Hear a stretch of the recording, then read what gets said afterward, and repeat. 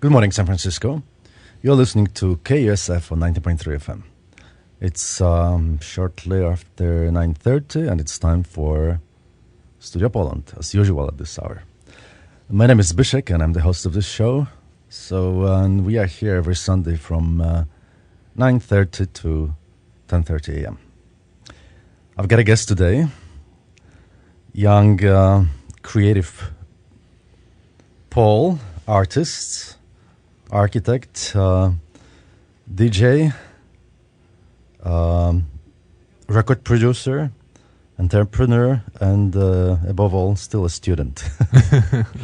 His name is Alexander Tokarz. Welcome to the show. Good morning. Good Alex. morning. Good morning, San Francisco. Good morning. And we should also say dzień dobry. Dzień dobry. Tak, tak. You were born, first of all, your name is not pronounced Tokarz. This is the Polish pronunciation. It's Tokarz. Tokarz. Not typical Polish last name, but Polish enough, you could say. And you grew up in Poland? Of course. I grew up, I was born in Poland on the south side in a little village of about 2,000 people.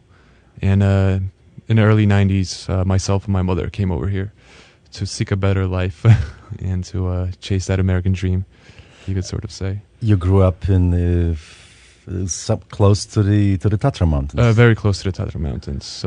You wake up every morning and you pretty much see him, right there in the back. So. So you're a Highlander. Yes. Okay. You're typical Highlander. Well, it shows actually. It shows. Tall, blonde. Show me your profile. He actually did it.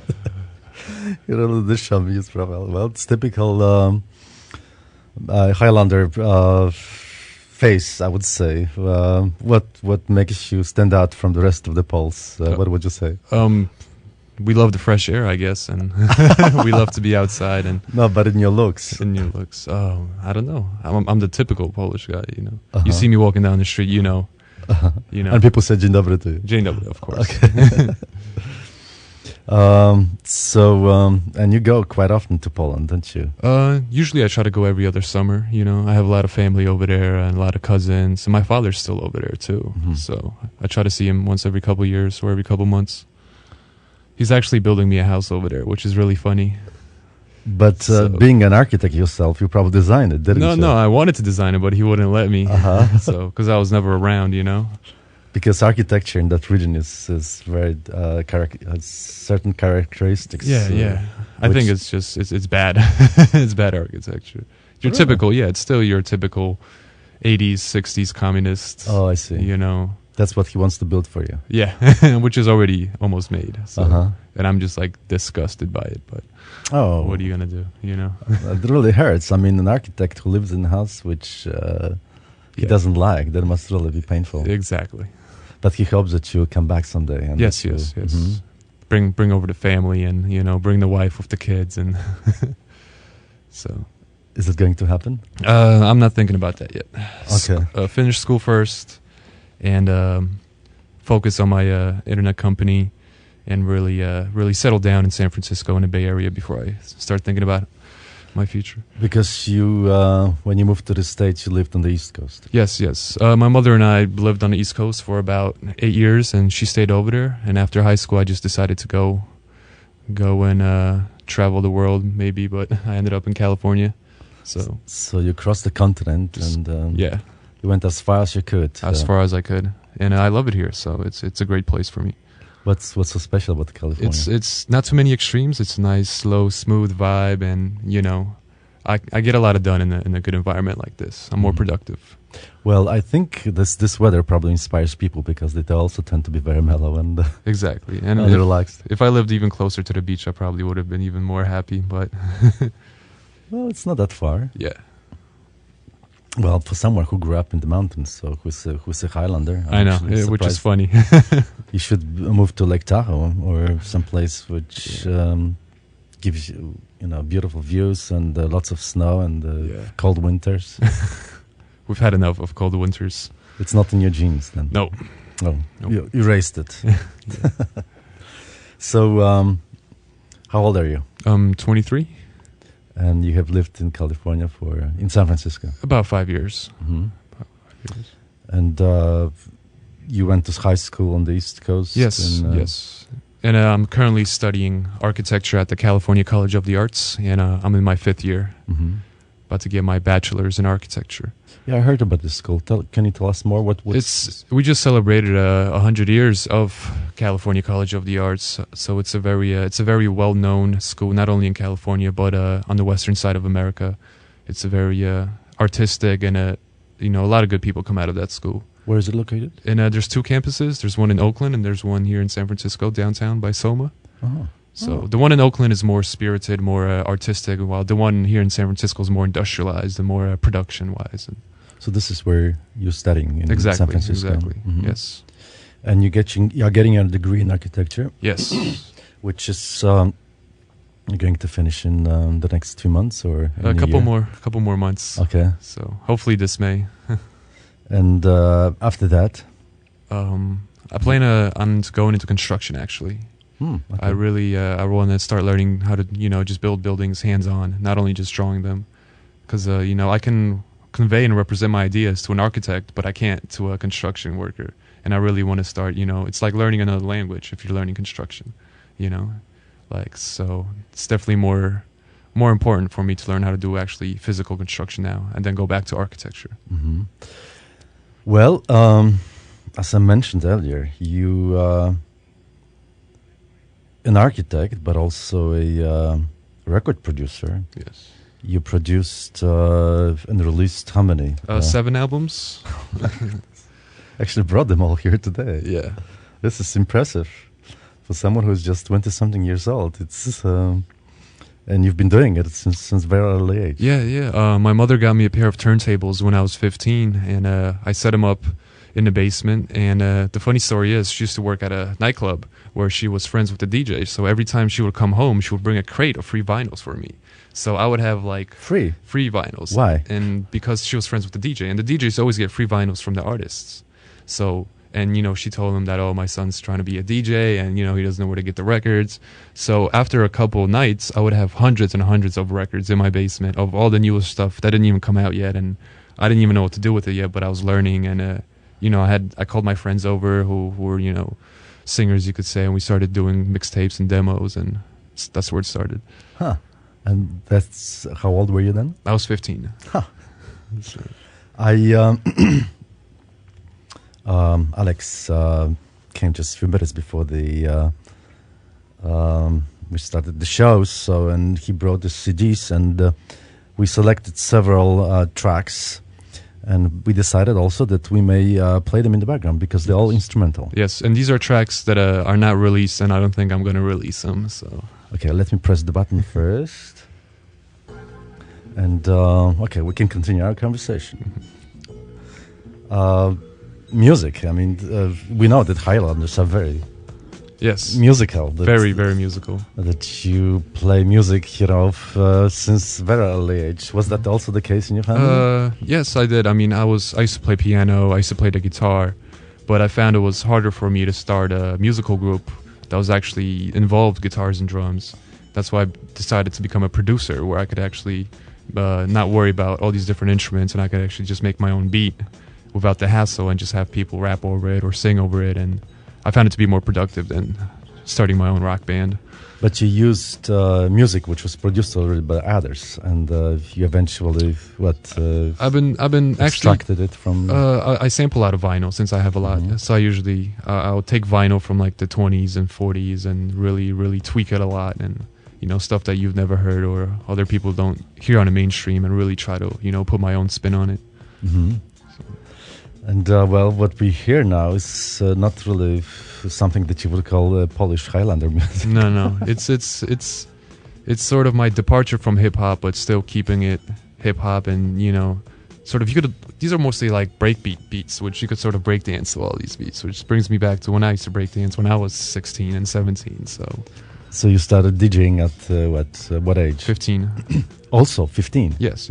At for private parties? Yeah, just doing parties. And actually, the most parties I've ever DJed was here in the Bay Area in Oakland, which was a couple years ago. I used to DJ like hundreds of house parties every other weekends, and that was a great time for me. That's the first year when I actually came to San Francisco. So you did it for fun, or? Yes, for fun. Just the life, the girls, the music. I don't know what else to call it. It was just a great experience. Oh, really? If you're a DJ, girls pay more attention to you? Somehow it's happened that yes, I've had problems fitting in as a Pole in American society, but once I became a DJ, it's just I forgot about all that, and for some reason it really was a benefit. So what was so different about you being from Poland? It's hard to actually fit into some of the subcultures here in America, and being that I was an outsider, I had a hard time fitting in the beginning. Mm-hmm. But once I sort of started working with hip hop and being a DJ and actually showing the community what I could do, I actually had an easier time integrating into the American lifestyle, I could say, and sort of made it my own now. I'm just doing my thing. You are good looking, well educated, but maybe a little bit on the shy side, right? A little bit. I don't try to be too, bossy or showy that I do all these stuff, but like when I talk about something, I can also back it up because I've done it. I think I have the experience not only with music, but also, being an artist and being an architecture student and a designer and, being this sort of entrepreneur. I've always been like, not say hustling, but always trying to see where I can make money, whether it's like drawing comics in middle school and selling it for 50 cents to, making my own albums and selling that for $5 and just because it's only in America you can do that. You can just create your own thing and really market yourself. Well, I think most of the artists tend to be shy and a little insecure, which is the engine behind their creativity. Exactly, it's what you see, it's the product that speaks about the artist, not the artists themselves. So why architecture? Why architecture? I've always wanted to be an architect. Ever since I was maybe 6 or 8, I was like, I'm going to become an architect when I get older. And I've always been building and creating. But now that I'm actually going to finish architecture school, I'm going to say I don't really want to be an architect, but I still want to be involved in architecture. I found out that going to architecture school doesn't necessarily mean you're going to be an architect, but it means that your life is going to be involved in around architecture. That's why I want to do construction. That's why I want to do, architecture online, which is a new thing that's been happening here in the Bay Area right now. So yeah, I once had a privilege to teach students of architecture, and I have to admit that they were some of the most fascinating individuals I've ever met in my life. And it's the same about medical students, exactly, and architects. It's sort of like the lawyers, the medical students, the architecture students are those people that really have to not only learn their profession but learn everything else outside in their world to actually integrate into their profession, music, poetry, and chemistry, and philosophy, and all that. It's, You have to be an artist, and at the same time have good knowledge of geometry and mathematics. Exactly, and, exactly. Be good with numbers, and be a little bit on the spiritual side, and open-minded, and definitely architects stand out. Well, have to come and visit you one day in your school to see your colleagues. Let's listen one of the pieces that you've, could I say, composed? Yes, you could say I've composed. Okay. Which is on your album, produced very recently. Yes, well, it's an album that's produced, but I'm never gonna put out. So, I don't know if you want to call it an album. It's sort of in my private collection. So. Yeah, that's okay. Let's listen to Alex Tokar's music.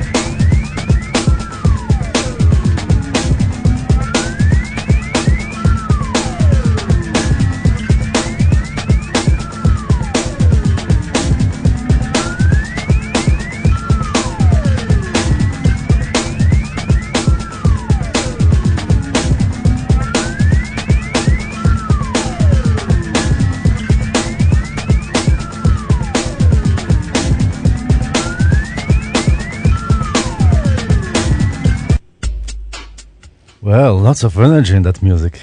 That's amazing. I love it. Mm-hmm. And so you obviously, to what extent was it produced by you? So you, where did you get the samples The from? samples all came from vinyl and the internet and TV. I really try to like sample the world around me, you know. Mm-hmm. And like most of my vinyls come from the streets. Like I don't go to stores to buy my music. I usually buy it from homeless people or garage sales. You know, I'm very picky where I get my audio samples from. So you must have quite a large collection of... It is, and it's a large collection of weird stuff. It's not conventional stuff, you know. Mhm. So, And you, when you released your albums, you didn't use your original name. no, I mean, there's a lot of...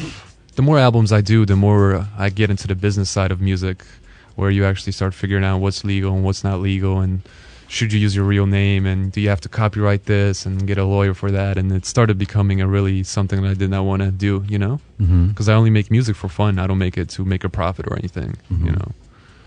So you mentioned earlier that when you came to the States, to California, your first place of residence was Oakland. Was Oakland, yes. So you eventually discovered local hip-hop Local culture. It's sort of what I try to do with all my albums is represent the people that are in the area. You know, I never try to do songs with famous people. I only do, you know, if you live on the same block as me and you sing and you rap, I'll put you on my mixtape, and that's what I do. And we'll work together, and if the chemistry is great, we'll do several albums together. And even if I do move away, you usually are able to keep contact with me, and we usually do record. And you know, that's how I keep sort of networking and keeping my relationships and my friendships with my friends, by just making albums with them. Mm-hmm. So, well, Oakland is known as a place where there is a lot of good music being Yes. produced. And I was really able to find great people in Oakland that were interested in doing what I was doing, and I was actually, you know, cutting my first albums where I actually made my own beats, because the earlier mixtapes were other people's beats from vinyl, but now actually I was making my own beats, and I was actually getting into the culture and, you know, spray painting and still break dancing and DJing at parties, just really doing the whole hip hop thing, you know, and still having fun with it. So there must be, not only in Oakland, but also in San Francisco, there must be whole culture. I'm sure there is. There is. Of people who go to the parties and they actually have a name. I forgot what's the name of it. There's a lot of names. I don't know. You could just call it just urbanism. I don't know, urban people or you know, hip hoppers, rap heads, whatever you want to call it. And so, is there a club in the city where you would where you can go actually listen to this kind of stuff? No, there isn't. I mean, I used to DJ at a lot of clubs. You know, I used to DJ in the Tenderloin. I used to DJ downtown. And, you know, the more freedom I have at these clubs, the better it is for me. And they usually don't pay you. They usually just give you free drinks all night, but they let you play whatever you want. I don't like playing at clubs where people are coming up to me like, oh, play that song because it's on the radio and I like to dance to it. So I'm really, I guess you could say, picky, which is weird because DJs aren't supposed to be doing that. They're supposed to be playing music that other people want to hear, you know? Is your music a little different from the rest of what people play? I would say I know this type of rhythms mostly from European recordings, but so is this also typical for what's being played here? It is, sort of, because there's such a great population here in the Bay Area that listens to other music besides popular music on the radio. But at the same time, if I want to, you know, get out there and market myself, I have to play popular music, which I don't, and that's why I don't care about playing at the popular clubs or doing, you know, all these big radio gigs. So I want to be, you know, not only modest, but be able to have control over my music and what I play. So, you know. Was it your way to escape from reality? Sorry for philosophizing. Attaching philosophy to all of this. Of course. Is this a shy side of you? I've known a few DJs, and they also tended to be on the shy side. Well, a little bit. I mean, it's your music. It's when I make my own music, I'm putting my own not only creativity but also what's happening with me in my life. You know, every single one of my albums represents what's happening in my life. Which is the funny story is all of my album covers have come true, but in a bad way. Let me see. we're looking at an album cover from Oakland that I recorded 3 years ago. It has you are 19 years old? 19 probably. right there, and my friends are in front of it. And the intro to this album is us getting kicked out of school, and then 2 weeks later, my friend actually gets kicked out of that school, the one on the cover. So that's we are not going to mention the name. Only because we're party people, you know. We actually set up the studio in that dorm with our turntables, mics, tape decks, and we recorded it live. Every weekend we would get together. So, you know. Well, you okay. The other one. This is the one I recorded 3 years ago, which is me on a rooftop in downtown San Francisco holding a spray can. Exactly. Only to be arrested for graffiti 2 weeks later. Seriously? Yes, in almost the same neighborhood, which is funny. What did I do to you? Just registered you as? Yeah, it was, you know, you could say vandalism. I mean, I finally got it out of my system. You know, I finally grew up out of graffiti.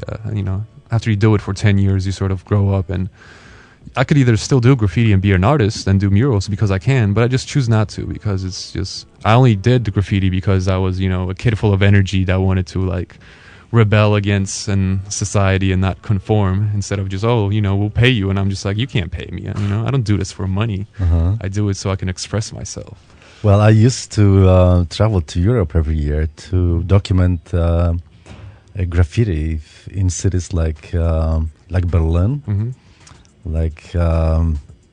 Went to several Italian cities, did the same in London, and did the same in Paris. I used to love painting in Europe, you know, because you could still do train cars in Europe, and you can't do that here in the States anymore. That's actually where I started probably doing graffiti, was in Poland when I was probably like 12 years old. And just picking it up and doing the schools down there and getting in trouble for it. And yeah, it's there is a conflict there, isn't there? Yeah, there is. So, but I finally made peace with that. So. But it's a fascinating form of art, and I think it's probably not as popular these days as it used to be 10 years ago. I don't know, maybe. No, it still is. It is. It's more popular now because the mainstream is picking up on it and making it marketable. You know, you're doing graffiti advertisements, you're doing graffiti T-shirts, graffiti hats. You know, you're doing it on shows, and you know, it's becoming a thing of like, oh, you do graffiti, cool. You know, and it's not like, oh, you know, it's not a unique thing anymore. I made several thousand slides, which I probably should still convert to a digital form and to preserve them for the future. I'm talking about the images that I photographed while traveling in Europe, and when I go to Berlin, especially. All of it is, you know, painted over, and it's a very it's a form of art which has no chance to survive more than exactly. a few years. People have been doing it for thousands of years, you could say, but we're just using different mediums now. You know, you're using spray paint instead of chalks or rock or paint. So, well, some of it got preserved in the caves in southern France. Yeah. So, well. You mentioned to me on our way to the studio that you also have your own radio show, which really surprised me.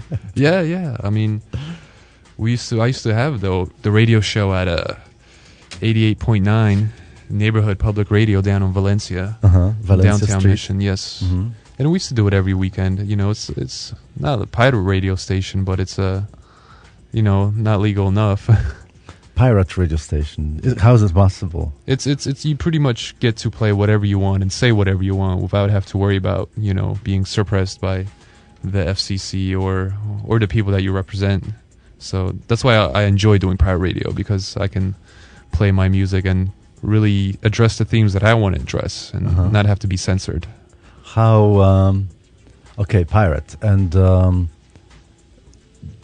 when you go on the air, you introduce yourself as DJ intro. Okay.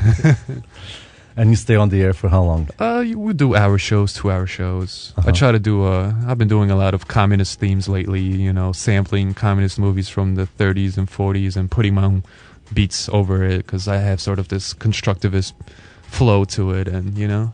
So you cannot announce yourself, or you cannot tell people where you're broadcasting from. It's that depends. There's some places where we did that where you can, and there's some places where we said, you know, we're here, why don't you come out? We have free food for you, and, you know, it's a neighborhood thing, depending where you are. So you produced the show in your own apartment. Yes, yes. So what do you need? You need a transmitter, obviously. Mm-hmm. And, You need a transmitter, you need a ham radio, a couple cables if you get an antenna, like compressors and all that other fun stuff. So it probably doesn't look as complicated as the studio. No, we did it old school. We just used turntables and mics. So, as long as the music kept playing and it didn't skip, we were happy. So. And you mentioned that people actually, once they found out about you, they would come and... yeah. It was like a block party. Yeah, we used to just do block parties, If you're at a pirate radio station where it's actually welcomed by the neighborhood, you should use it to your benefit. And we started doing barbecues outside, and people would come and eat and listen to good music. And no police, and, No police? No police. Like, okay. Having a block party without any police is, I think, in downtown San Francisco is actually, if you could pull it off, it's great, I'm quite curious about it. What kind of future this type of activity has? It has. I mean, if I had the time, I would still do it every other weekend. I'm just such a busy man now and really thinking about my future next year and, What could they do to you? What the authorities could do to you if they found out that you are doing it? You could get fined, and depending if you have a clean record or not, individually, they could probably throw you in jail. Really? Yeah. Even for that? Yeah, exactly. Because you need permits and all that stuff. So. Okay. My guest today is Aleksander Tokars. The Polish way of pronouncing his name is Tokarz. There is an RZ at the end. Oh, wait a minute. I'm actually giving you your identity. Why don't you tell my social security number at it? Oh, I'm so sorry. Where I live and... But, well, this is an alternative radio station. Very few people listen to it. Well, maybe I shouldn't repeat... once again, it's DJ intro. Let's keep it that way. And you're listening to KUSF 90.3 FM. We have a frequency here, 90.3. And yours is what? 88.9. 88.9. It's the farthest. KQD is 88.5, right? Maybe. So you're not that far away from. Not them. that far. But well, I don't know. Do many people listen to KQD in the Mission District? I don't know, maybe. I mean, there's a lot of us out there. Okay. Another composition, I should say, probably from Alex's album with instrumental pieces.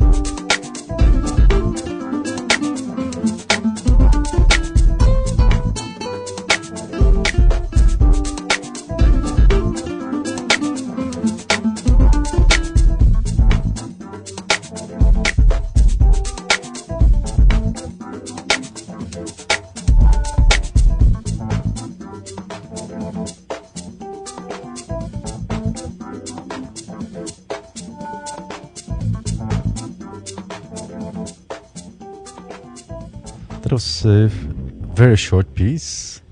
No, what, 1 minute and a half? Mm-hmm. Mm-hmm. Okay, let's play another one. I love the fact that we have a pirate on our show. All right, so which one are we going to play next? This one here.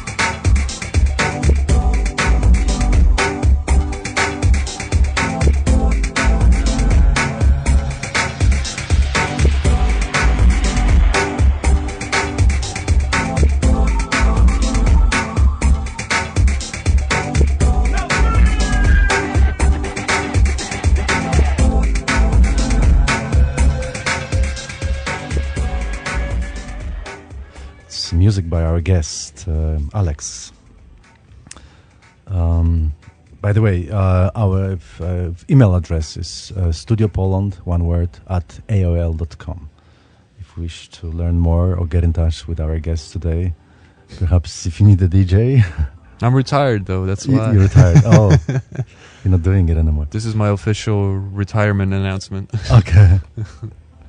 I thought that you're going to do it in 1 week from now at your birthday party. Yeah, my birthday party. Isn't having so many hobbies one way of escaping reality? Isn't that a sign of loneliness and coping with it? Sort of, I mean, I'm here living by myself with no family, My mother's on the East Coast. My closest relative is in Los Angeles. But that's why I keep myself busy with not only making music, but also working a lot and producing and really trying to build my resume, for the real world when I do graduate. Mm-hmm. Well, yes, I think I have I sympathize with what you say, and I think that's part of the reason why I'm doing this show. Mm. It's just to keep myself busy, staying in touch with people who don't write to me. Even though I repeat this email address at least 3 times on our program, and still hoping to hear from you, from all of you. Speak up. Let us know what you think about it, what we do. So you go to school now, which is quite prominent. It's one of the best ones in the city. And best ones in the country, you could say almost. Really? Even so? One of the best private schools. Oh, it's a private school? Yes. Oh, boy. Yeah. So that's why you stay so busy. You have to earn money to pay. I mean, I'm on campus 12 to 14 hours a day, 7 days a week. Even me being here this morning was really, I had to reschedule my whole schedule. Really? Exactly. Oh, I'm sorry. Oh, thank you. Even on Sunday morning. Even on Sunday mornings, and I work Saturdays and Sundays, so I work on the weekends. Only because I have you could say a lifestyle where I like to spend money, therefore I need to make money, Mm-hmm. It's not that I like to work, but I just like to have a comfortable lifestyle where I can eat whatever I can eat and dress the way I can dress and afford to do whatever I want. Uh-huh. So, and are these good years for architecture or for architects?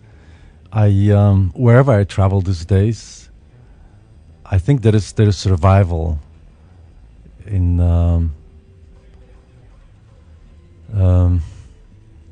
well, first of all, I suppose these are good years from the economic point of view. Well, specifically in the Bay Area, if the Bay Area is the place for technology and architecture right now. So there's this sort of marriage of these two things happening where all these internet companies are coming back to the Bay Area and the architects have to build them office space. And that's why you see all these new construction sites happening in San Francisco and all these skyscrapers are coming up to sort of fulfill that need of the technology coming back. Mm-hmm. And that's sort of why I'm here, and sort of try to establish myself in the Bay Area doing both of these things, both architecture and technology.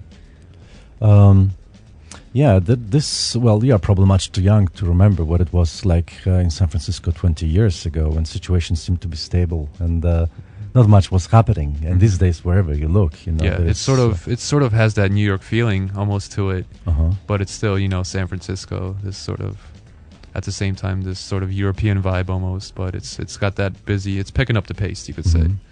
Well, remember years ago, I don't know, again, this is probably before you came here, there was a lot of discussion here about Manhattanization of San Francisco. Do you think that is happening or it's going to happen? Well, what's going up now is this issue of housing, where there's a lot of housing going up, but it's all expensive housing. It's not for the people of San Francisco. It's for the people that are going to be working here, which is not actually helping the neighborhood, but it'll probably get better, I hope. But if you're smart and you can make the money and work for those companies, then you could probably afford living there. It's a matter of who you are in the neighborhood. And they surprise us finding still spots and where they erect new buildings, and I think there is a lot of it still in this city. It is. I mean, next year we're going to have probably 5 new skyscrapers, you know? Really? So there's New ones? lots of projects going on. And after I graduate next year, I really hope to be part of those projects as well.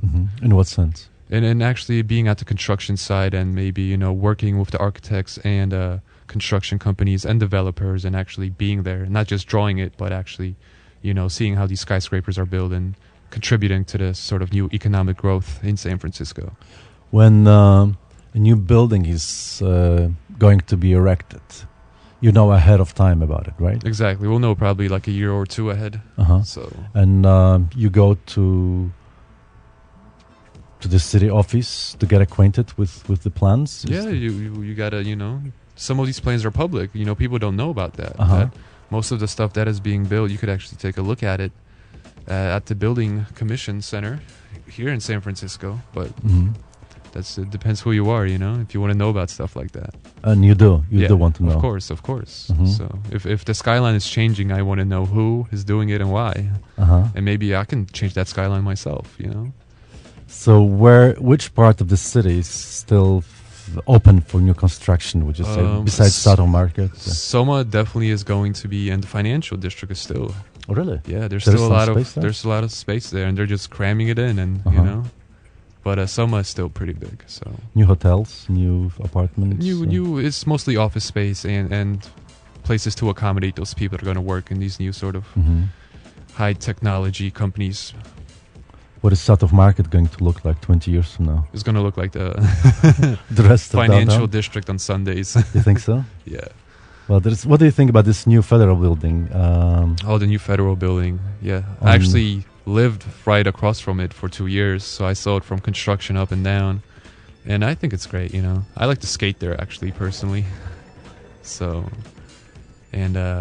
but it's great, you know. It really shows architecture for the city. But me and my friend had a conversation saying that whole skin can be used as an antenna because it's all metal. Exactly. So it's we sort of we're fearing it at the same time, where this new federal power is sort of like a big antenna.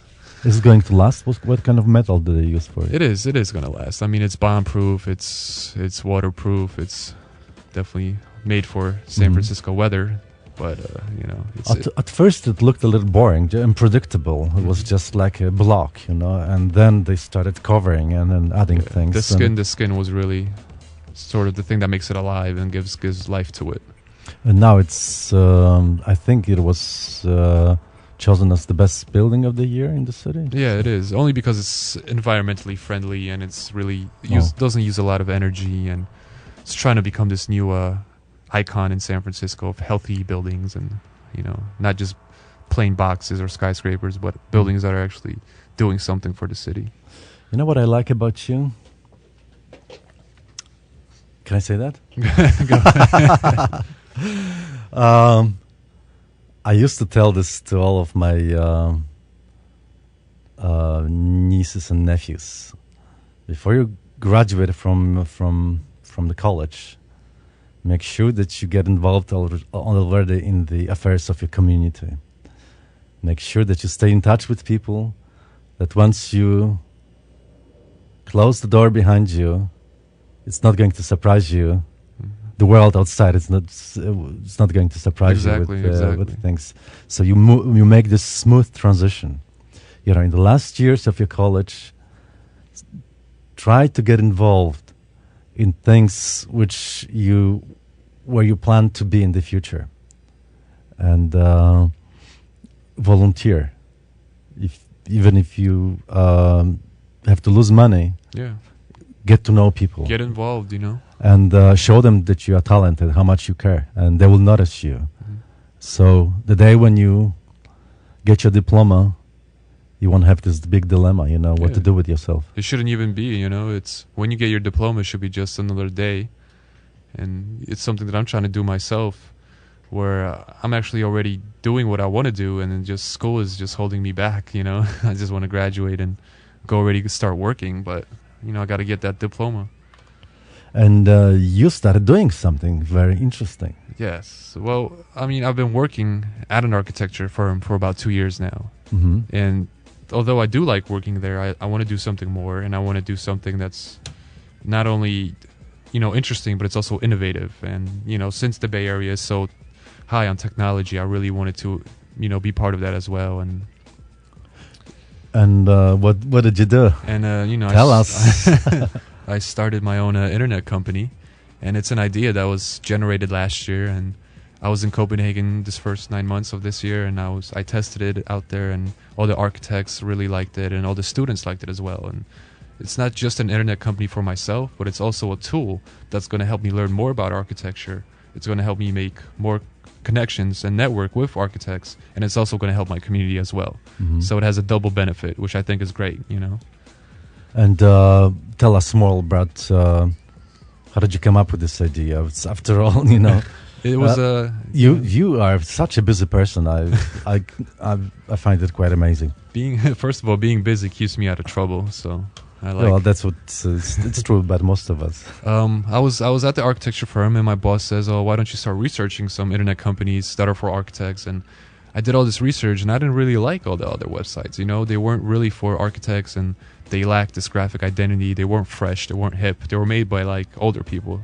And I wanted to make something for hip young kids, because we're so we're hungry. We're hungry for architecture. We're hungry for knowledge, and I wanted to do that with my website and create that for people. What's so different about your website? Well, Architecture.com is it's made by students for students right now, and it features a free portfolio space for students. So if you have work that you want to show out there for other people, you can upload your work. It's also a business index of all the companies that are involved in architecture, construction companies. Here in San Francisco? In America. Okay. I have listings for every single state here. Wow. And I have listings for architects all over the world, and it's sort of building this huge database of knowledge for students and for architects, and also vendors and construction companies. So it's sort of like a big book, an online Bible for architects. Architecture.com? Architecture. We've replaced the arch with yak. Y-A-K. Y-A-K. Yeah. Why the yak? Uh-huh. The yak is an animal in the Himalayan mountains. Right. I'm sure you know that. And the yak represents the architecture student in all of us, We have to go through all this treacherous weather and carrying all these heavy loads, and that's what I think 5 years of architecture school has been for me, is me being this yak that has to carry all these materials through the Himalayan mountains. So I'm sort of using that as a symbol for architecture students. Uh-huh. And also yak means to talk about, so you yak about architecture, you talk about architecture. Uh-huh. Yeah, that's one of those things when you study, that they're very time-consuming, aren't they? Yeah, they're quite stressful, aren't they? It's like studying medicine to a certain extent, isn't it? It is, sort of. You have to. It's all about learning about other things and not just architecture. I'm doing philosophy classes right now, and really, I'm started reading Socrates and Aristotle and Ducat and everything, and analyzing philosophy, and how can that help me? That in architecture is really great. Fascinating. Yeah. Do you have any favorites? I've been reading a lot of Marx lately. Uh-huh. I've always been reading Marx, actually. Mm-hmm. So I'm definitely influenced by European writers from the late 80s and early 1800s, I should say, and early 1900s. Mm-hmm. So, what about literature? Das Kapital and the Communist Manifesto. No, I know. But what, do you read the literature too? Only those. That's the only thing I read. Okay. Is these social economic writings written from Europe. Well, I haven't asked you about your favorite musician or favorite music. People ask me that all the time, and it's hard to say because I'm influenced by so much music. If I like music, I pick it up right away and see how I can fuse it with mine. So I can't say I have a favorite music. Mm-hmm. I like waking up on Saturday mornings and playing rock, or coming home that same night and I put on some hip hop, or maybe some Spanish tango or something, or definitely some African beat drums, or even traditional folklore Polish music, which I'll play. It's as long as it's music and it's and I know it's from the heart, from somebody who made it. Oh, by the way, I forgot to tell you that I brought this CD with the Polish Highlanders music who played actually modern way with guitars, etc. It's actually quite. Have you heard about Zako Power? No, No, really? Oh God, where is that album? No. So Keep talking to yourself. music. Okay, I found it. Let's see. Oh boy. So definitely listening to lots of music. Weird music at the most. A lot of sound effects and Let's seeing see. how can sample it. Okay, I'll give you a sample of that from that CD, which actually I think is one of the best coming from Poland in the last few years.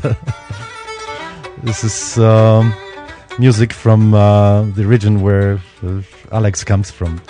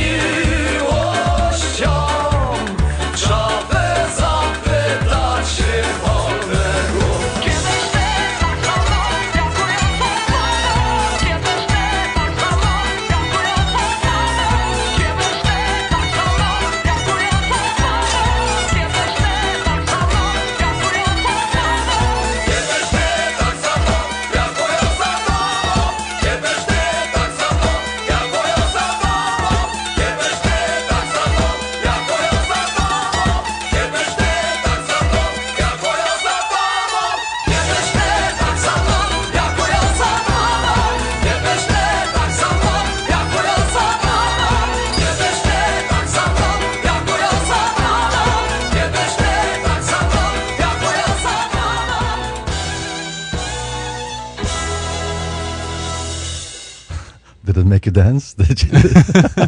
Almost. I can actually do the traditional dance. People don't know about that. I actually did it this summer at a Polish wedding. Which is funny because nobody else did it, and I was the one that was from America, and everybody just did the whole circle around me, and I did the traditional folklore. Oh, really? Oh, yeah. I could Highlander jump dance? the Highlander dance. I could jump over the axe and do it in front. And Oh, really? Can you do that? Of course. Well, as soon as I started playing this song, Alex opened his laptop and asked, "Can I copy this?"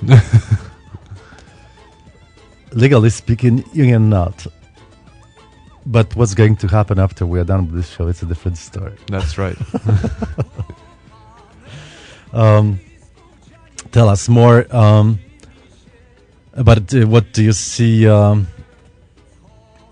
future of architecture? Is it going to be oriented more toward the with respect toward nature and ecology. Of course. I mean, it's something that architects always try to use is, take from nature, not take, but actually, implement nature into architecture. And now there's so many strict guidelines happening where you actually have to have a environmentally safe building. Not does it have to support people and be safe, but also be healthy to nature and really, have its own ecoclimate within it.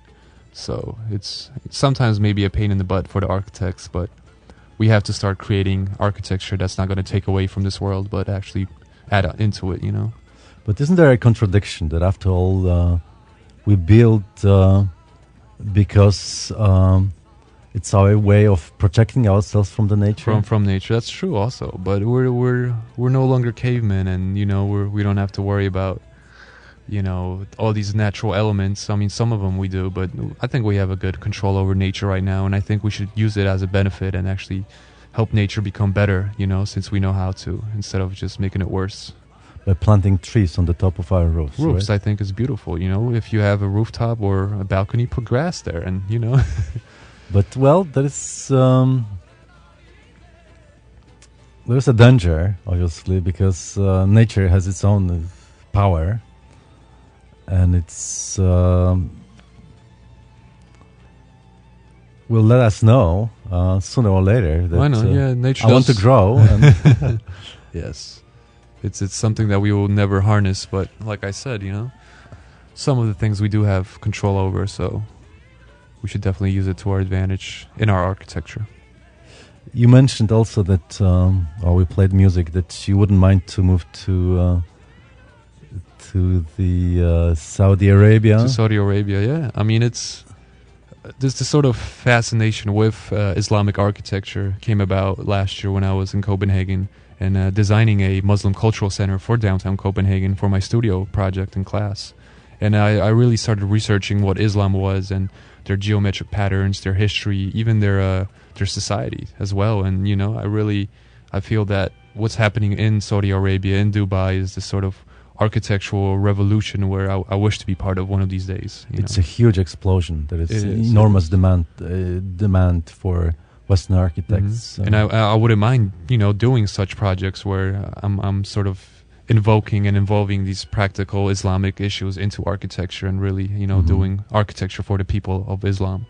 Yeah, two of my close friends actually moved to Bahrain in Dubai in the last year, yes. And one of them was hired just to sketch and his ideas, not even design. I mean, exactly. It's sort of you create a project where none of the construction drawings are done. Like, you don't know if it's safe or not, but you have this vision of this is what it's going to look like. And that's what I really want to do, actually, myself. It's just create this project and, be this sort of, like, as you said, a visionary person, and then give it to another architect who actually built it, You heard about this Zbyszek high-rise, which is going to be erected in Warsaw. Yes. The tallest building in Central Europe. You know anything about it? Not that much. I mean, one thing bad about me is I don't do the research because I feel that, people in school are always like, oh, well, why don't you take a look at this and that? And I really hate copying people, and that's why I don't listen, I don't look at architecture and be like, oh, this is what I want to do. I sort of want to do my own thing, but I definitely recognize architects and their work. But I sort of try to, I don't want to be influenced by other people, Mm-hmm. So definitely not in music, definitely not in architecture. This was fascinating. Alex, thank you so much for coming. Can I mention your name once again? DJ Intro? Okay. Do you have an email address? No, you could just go on yakarchitecture.com. Or you could reach... can you spell it for us, please? YAKITECTURE.